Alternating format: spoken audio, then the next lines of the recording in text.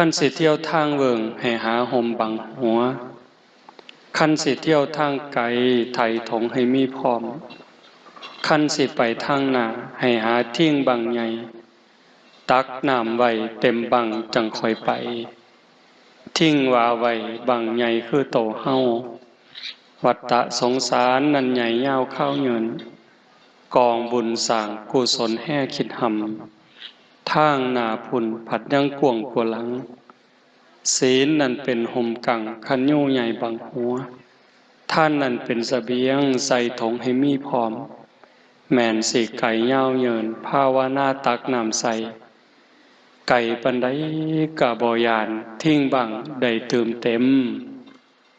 ปู่ย่าตายายเพิ่นสอนลูกสอนหลาน